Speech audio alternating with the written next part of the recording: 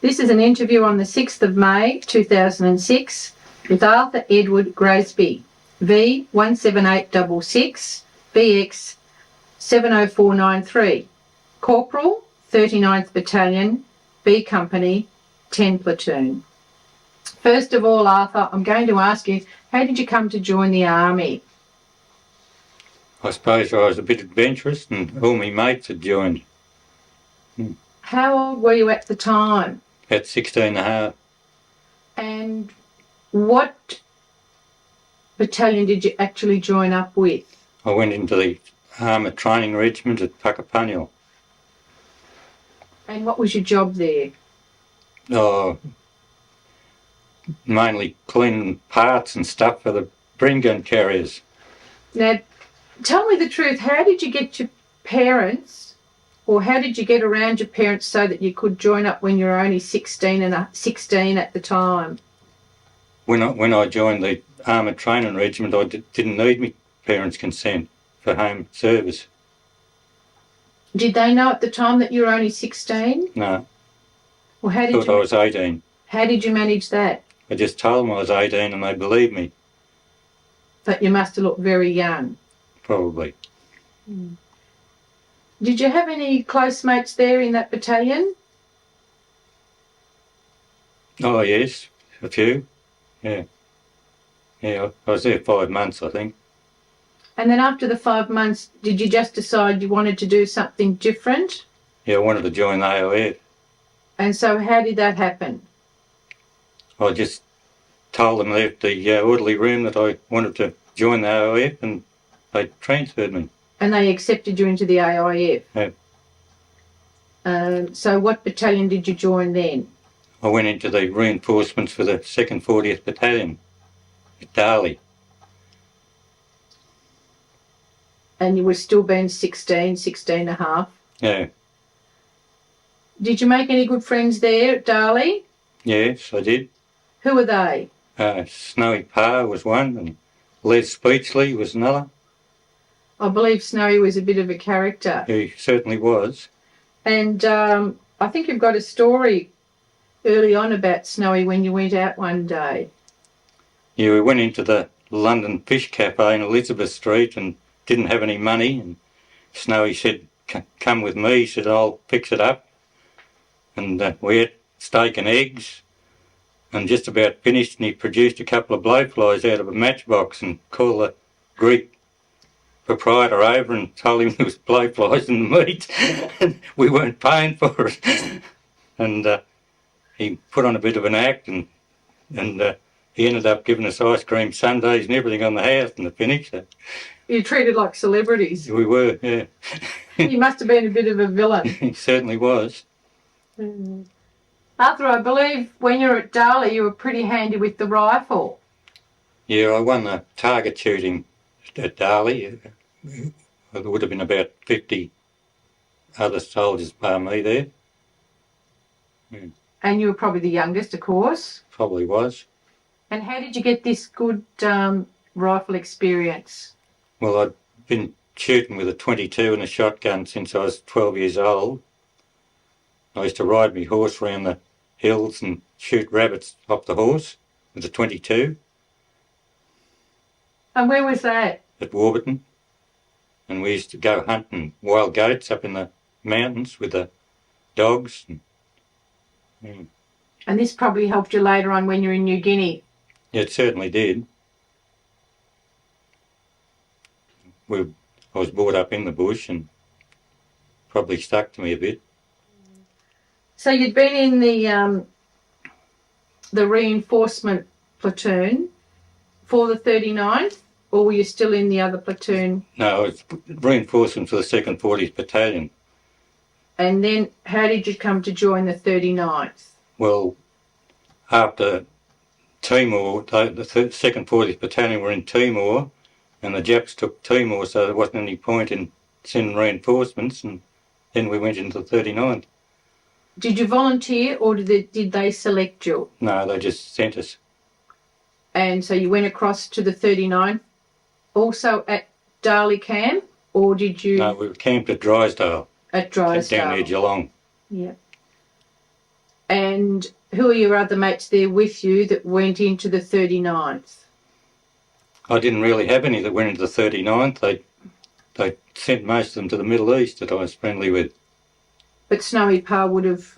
Yeah, he came to the 39th. Yeah, and then he got sent into a different platoon to me. Yeah. So you're at Darley at this stage? Yeah. Or you'd been down to Drysdale and came back to Darley? No, we went from Drysdale straight to Caulfield and then to New Guinea. Right. So you went from Caulfield. How did you get up to Sydney? Huh? No, we went from Port Melbourne Oh, you went from on the Port Melbourne? Taroona. Oh. And how many were in that group of reinforcements, roughly? Oh, it was about 300, I think. Yeah. So you actually sailed from Port Melbourne? Yes. And roughly when would have that been? That was about the middle of March. 42. March 42. Yeah. Yeah. How did you feel about going overseas? Did you know you were heading off to New Guinea? Yeah, we knew we were going to New Guinea. Yeah. And did the army tell you where you were going to be camped or based? No. What do you remember about the trip across? It was pretty rough. We pulled into Townsville and we picked some more troops up at Townsville and they were slinging off us pale-faced Victorians, but it wasn't long before they were pale-faced either in the rough seas. Yeah. It probably would have been your first boat trip. Yeah, it would have been. And probably your first trip out of Victoria. Yeah, it would have been. Yeah.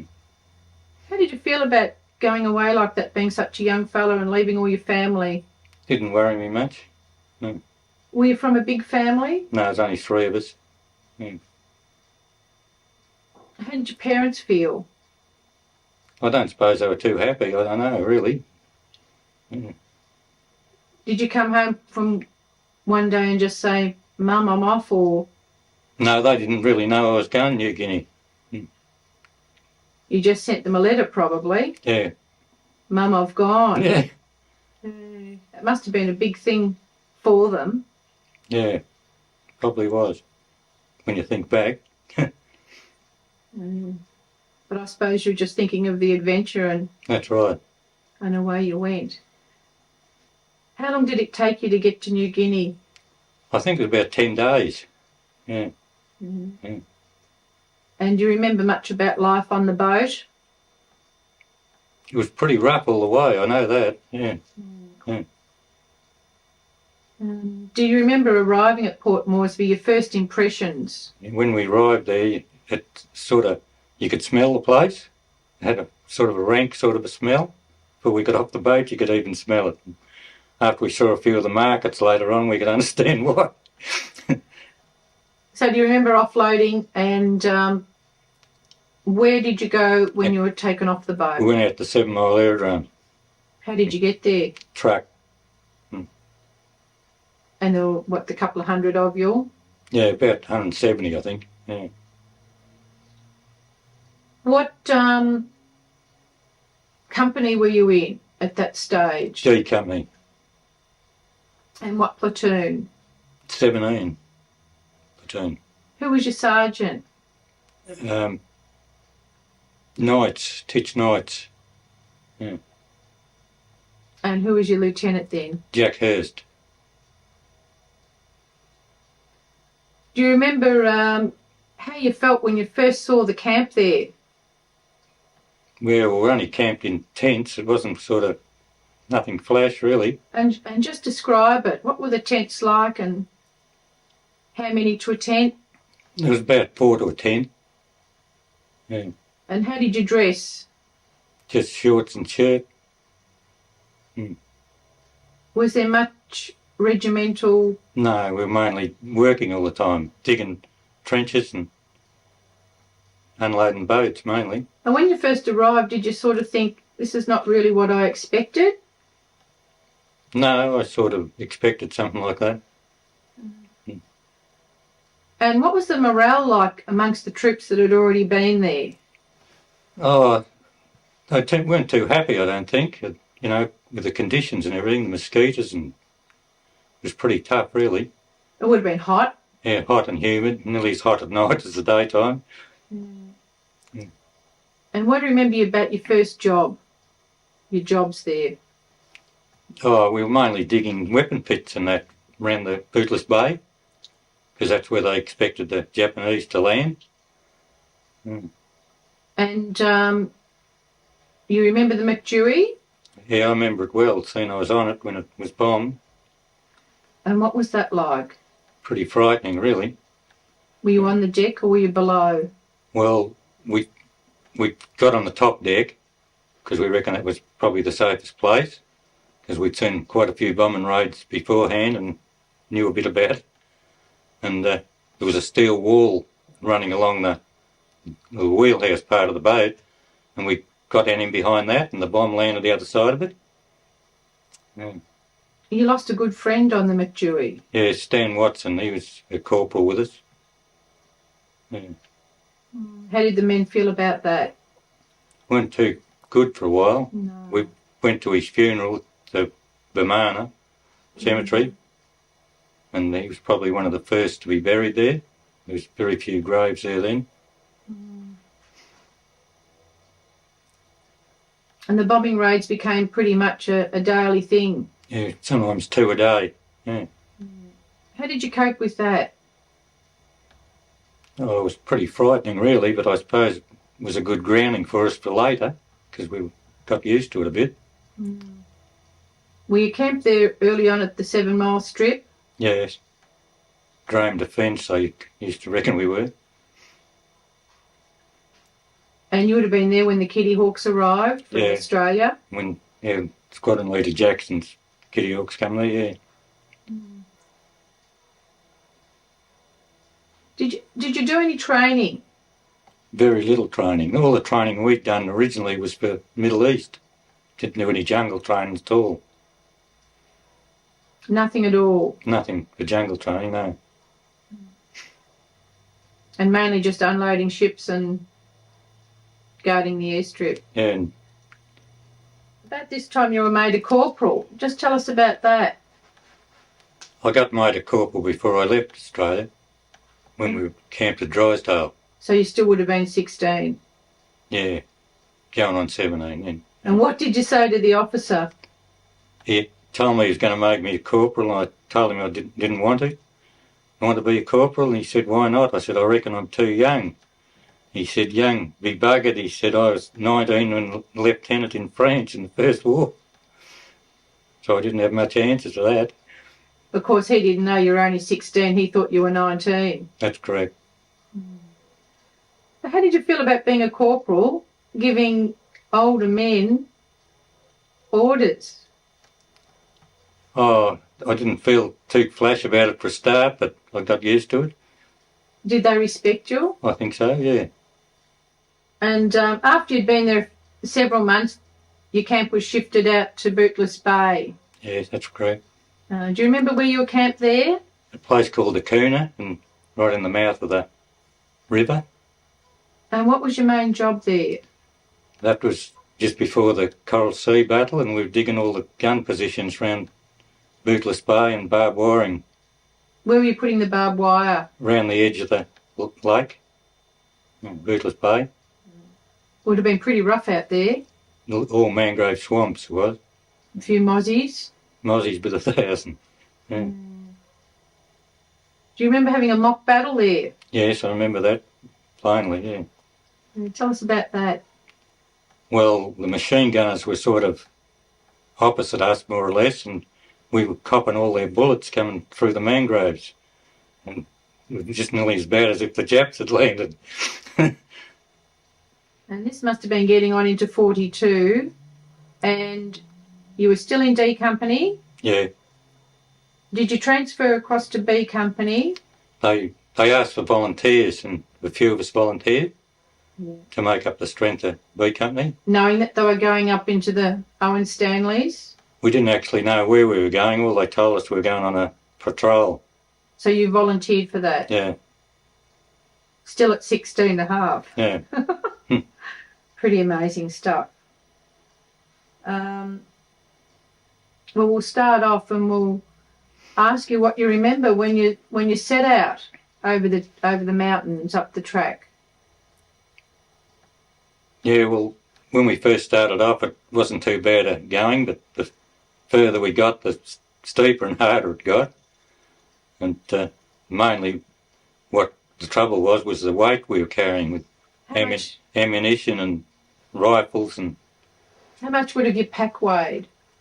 oh, probably about 30 kilos. Yeah. Would have been pretty tough. Yeah. Did you have breaks along the way, or were you going at a fair pace? No, you just stopped when you more or less felt like it, and you know, you straggled behind. Well, it didn't matter much, as long as you got there in the finish. And were you told where you were going? No, we were never told. So how long did you march for? It took us 8 days to get to Kokoda, and we were there. I think we were there for about a week.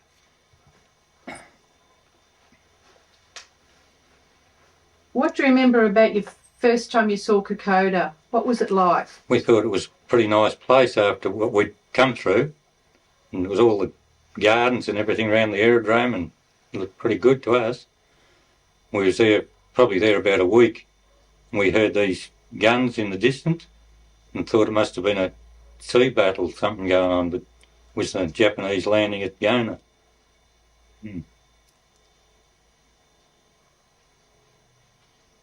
What were your first jobs there at Kokoda? Did you dig in? No, we didn't dig in there. Not when we first went there. You just camped? We had no reason to dig in there because the Japs hadn't landed then. And, yeah. Do you remember going out on patrols or? We were left at Kokoda to guard the aerodrome, and the other 2 platoons went back down towards Gona and met the Japanese there. And we remained at Kokoda at that stage. So now that you're in B Company, who was your sergeant in B Company?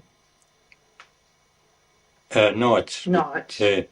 And Lieutenant Garland was your lieutenant. That's right. Was he a good chap? Yes, real good. What did you think was going to be happening? Did you think you were just on guard duty, or did you actually expect the Japanese to land? Not when we were at Kokoda, we didn't, for a start. No. We were supposed to go over there. They were going to build an aerodrome over on the north coast, and we were supposed to be an advance party for that. But the Japs got there beforehand.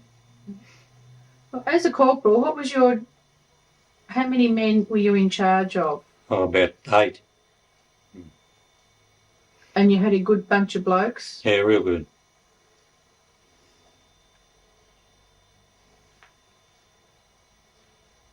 After some days, you probably found out the Japanese had landed. Yeah. And were heading towards you. That's correct. What happened then? Well, we just stayed at Kokoda and till the other 2 platoons retreated back there. And then you had the first battle at Kokoda? That's right. Do you remember much about that? Yeah, I remember being on the Kokoda plateau and waiting for them to attack us. They attacked us about 2 o'clock in the morning. What was it like? Was it misty? Yeah, the fog come in. Otherwise, I don't think we would have got out of the place. The fog sort of helped us, really. How did you feel when you came face to face with your first Japanese soldier? Well, it was a bit frightening, really, but we probably felt we were getting a bit of our own back after what we'd put up with all the bombing raids and getting bombed on McDewey and everything beforehand. Where was that? That was at Kokoda. And what did you do? In what way? When you saw him? Oh, well, you didn't see too many of them. They were that camouflaged and in the jungle and that. You just fired where where you saw gun flashes and that in the night. There's a terrible lot of blokes there got killed and wounded and never even saw a Japanese. They were so close yet you couldn't see them. Yeah. And it would have been pretty scary. It certainly was. But in the excitement after, you sort of forgot about it, really. Do you remember half a platoon landing by plane and joining up with B Company? Yeah. We cleared the aerodrome, obstacles off the aerodrome for the plane to land. Yeah. That was Doug McLean's. And you saw them platoon. land? Yeah. Yeah. Were you grateful for a bit more help? Certainly were. There was only 100 of us there at that stage. And how many Japanese did you know? We heard about 2,000 landing. It wouldn't have been a good feeling. No, it wasn't. We were a bit outnumbered. So what happened at Kokoda when the Japanese attacked, and then the Australians were greatly outnumbered and your ammunition supplies weren't so good? They more or less overrun us there. And a few of them never got back for 2 or 3 days after. And you just retreated back out? We retreated back to Deniki. And you were there for a couple of days? Yeah, we were there a few days before the Japs started advancing again. Who was in charge then? Who do you remember giving the orders? There was a major came up there named Cameron, and he took over, and we weren't very happy with him, really. He took the 3 fresh companies that had come up to reinforce us and took them in to retake Kokoda, where he had no hope. Because you knew you were outnumbered. Because we knew we were outnumbered, and you had no hope of ever holding it. He would have been better off if he'd have picked a decent position and used all the troops for that, you know. Before this, just going back a little bit, Captain Sam Templeton would have been in charge. That's correct. Do you remember seeing him? Oh yeah, he set an example to us, really, with his stamina and everything. Yeah. And I believe you thought he was an old man. Yeah, well, when you were that age, blokes that age all looked old, really. I suppose if you're 16 and I think he was about 41. It was more than that, I think. But he was an inspiration to you. It certainly was, yeah. And he kept the morale up. He was a very fair man, but tough. Yeah. It must have been a loss when he was either killed or disappeared. Yeah, it certainly was. We all felt that pretty bad, really. Mm. And then Colonel Owen took over. That's correct. And he was wounded at Kokoda. Yeah. He was only with us for a couple of days. Very short time. Yeah. Yeah. Who took command in each little patrol, in each little section? Did you more or less have to make decisions yourself? Oh, well, the sergeants mainly did. Yeah. And did you have runners giving messages to each group? Yeah. Did you spread out along the track a fair way, or did you keep in little groups? When do you mean? When you were along the track coming back, did you just spread out in sections? Yeah. Or did you all keep together? No, just in more or less sections. Yeah. Yeah. And you would have had to make decisions then for your section. Yeah, that's where right. to go or what to do. That's right. Mm. How do you remember sleeping? Yeah, well, you were always wet. And when we come back to Deniki, we camped in the grass huts there. And the Japs were down at the foot of the hill at the creek. And we were all having a good sleep in one of the huts there, and they opened up with the machine gun and the bullets went through the roof of the hut we were sleeping in. And we all got out of there pretty smartly. You took off again. All ended up with 2 left boots and everything else. Well, I think Kokoda, you went back to Kokoda, which you weren't really happy about. That's great. And the Japanese had more reinforcements, so you're greatly outnumbered. That's correct. And you were pushed out of Kokoda once again. That's right. And lost a lot of mates. That's correct. Unnecessarily, really. Mm.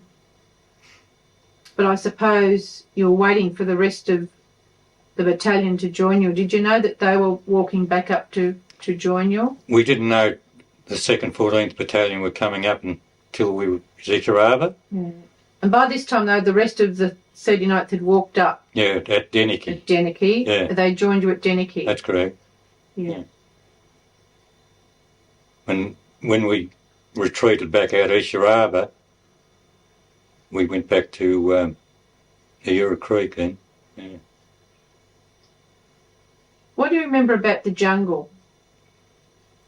Oh, it's pretty depressing, really. All the moss forests and, you know. And the river crossings. Yeah, they were pretty tough too.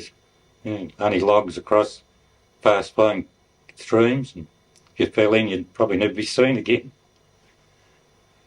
And for sleeping and that, you'd just have cat naps? Yeah. Always wet, cold nights and hot days. Did you get many men suffering with sickness while you were on the track? A lot of them had malaria and dysentery and tropical ulcers on their feet and legs. And when you're on the track and the Japanese were advancing towards you, how did you actually feel? Did you feel as though you could hold them back, or did you feel as though it was going to be, you know, pretty hopeless? we thought it was a hopeless task to stop them, but all we could do was slow them down till reinforcements came up.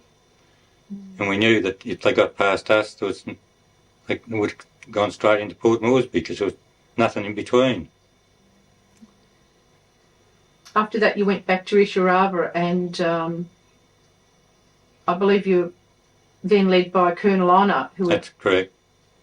Did you actually get to see Colonel Honour? Oh, yeah. We got to know him, yeah. And how did the men feel about Colonel Honour? Oh, he'd had a lot of experience in the Middle East and everything, and he was pretty well respected. So. Yeah. Just tell us a little bit about the Battle of Isharava, what you remember. Well, the Japs come sort of from all sides and were just about surrounding us when the... Were you high up? Yeah, we were up on the high ground. Yeah. On the high ground? Yeah, and we knew we couldn't hold them much longer, but we got orders that we weren't allowed to retreat again till the reinforcements come up. Do you remember digging in? Oh, yeah. What did you use? Because you didn't have any shovels. Bayonets and about all, yeah. And tin hats. And how far across were you to your mates? Were you close? About 20 yards or so, I suppose. Yeah. Around the ridge? Yeah. Mm-hmm. But Colonel Honour told us that we couldn't retreat again till the 2nd 14th Battalion came up, and we was wondering how long that was going to take.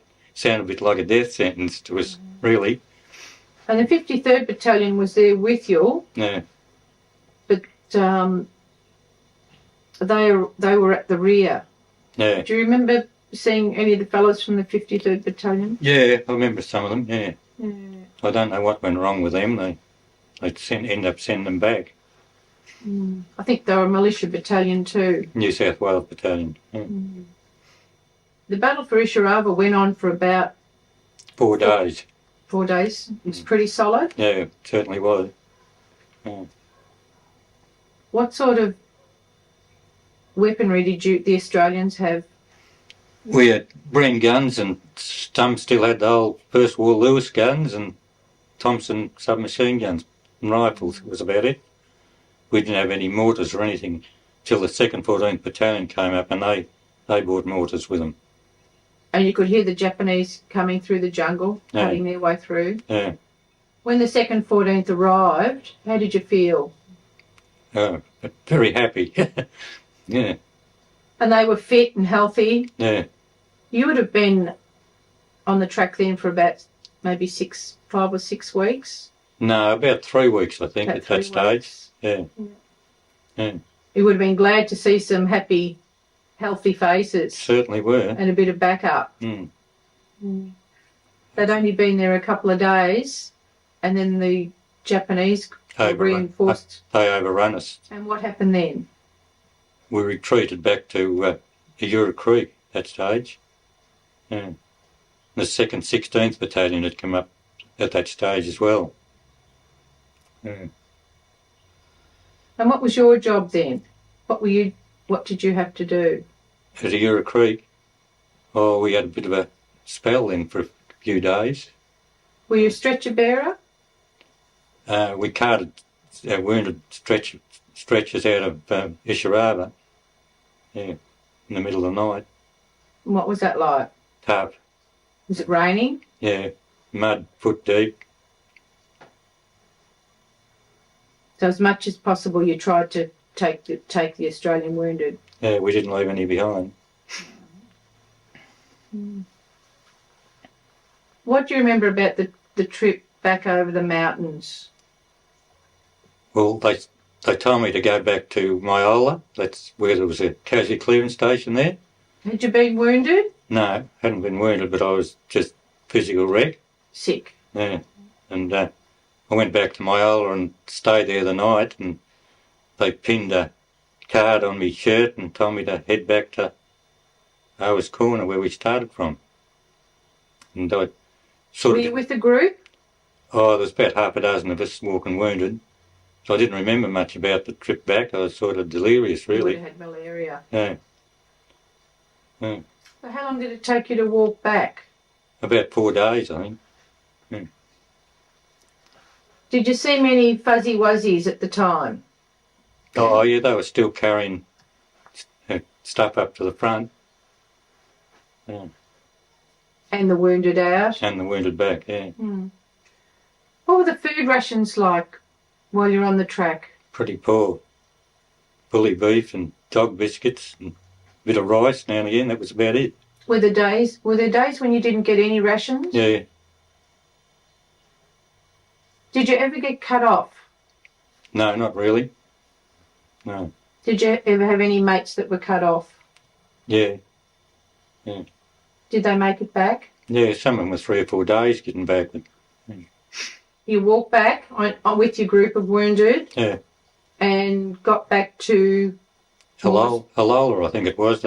Since we'd left there, they'd put a bulldozer, put a jeep track in, quite a few miles. And they had about half a dozen jeeps all coupled together. And they used to call it the jeep train. They used to bring supplies up and take the wounded whatever back. We got to ride back then to the hospital. Do you remember any of your mates that were with you then? No, not really. No. How did your mate Snowy Pa go? He never ever got wounded or anything. No. I believe he was a good soldier. Yeah, he certainly was. When it got tough, he was there.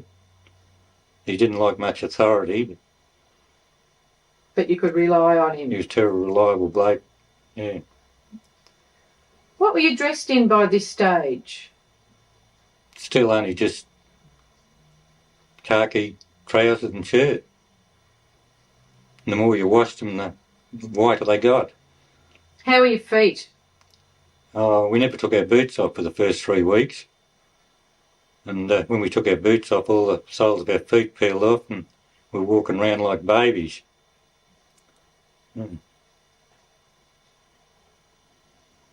And so what happened after that when you got back? I went to the hospital at Koitaki. I was only there about a week, I think. And the doctor came up and said that the Sanananda hospital ship was there. He said, "No, I think I can get you on it." So I went in. You would have felt good about that. I went in by truck and got on the Sanananda. Are you glad to be going home? And landed at Brisbane. Yeah. Did you go to hospital there? Yeah, only for about a week though. Yes. And then what happened? Got on a hospital train and came to Melbourne. Just backtracking a bit, when you were at Isharaba, you had your 17th birthday. Yeah. It wouldn't have been a big celebration, but I guess you're just happy to still be with us. I didn't remember it actually. You couldn't remember. You're probably getting sick with malaria. Yeah, I didn't remember my birthday anyway, I know that. How did it feel when you got back home? Oh, I was a nervous wreck for quite a while. And I kept getting bouts of malaria, not not bad enough to put you in hospital, but feverish all the time. Yeah. Did your mum and dad give you a lecture? No, I don't think so. They were just happy to see you. Yeah. When you were back in Melbourne, you ended up at hospital? Yeah, I went out to Heidelberg. And you're there for a couple of weeks. a couple of weeks? Mm. Yeah. And that would have been in 42 or... Yeah, it was still in 42. Yeah. And were you discharged because you were sick? Yeah. And you're probably sorry that you joined up in the first place. Oh, not really. Actually, I tried to join the Navy after that, and they knocked me back because I was in a protected industry in the timber. So you would have still been 17 at the time.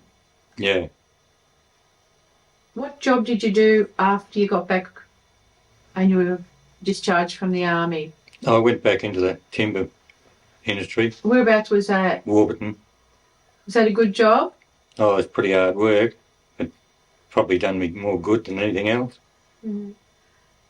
What did you feel the army had taught you? It taught me a bit of discipline that I never had before, for one thing. And do you think it was a good thing? Oh, yeah. I wasn't sorry about it after. I want you to tell me the little story about when you were at Isharava and you had a little story about Lieutenant Garland. Yeah, Lieutenant Garland, we were all lined up there and he came out with a new set of green uniform on. And we still all had ours on that we'd been wearing for weeks. And I piped up and said, "Doesn't Judy look nice in a new uniform?" And he still remembered that 50 years later. Me telling him. What do you think is important for the younger generation to remember about Australia's contribution to the war in New Guinea? I don't think the young ones realise how close we were from being invaded.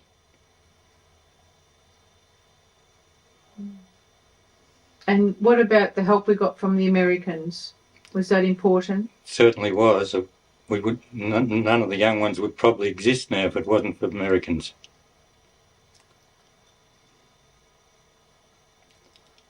When did you get married? 1944. By this time you're a little bit older? I was 19. And you lived most of your life in the country? Yeah. Yeah. And raised 5 children? Yeah. Well, on behalf of the 39th Battalion History Committee, I'd like to thank you very much for this very interesting interview. Thank you. Thank you.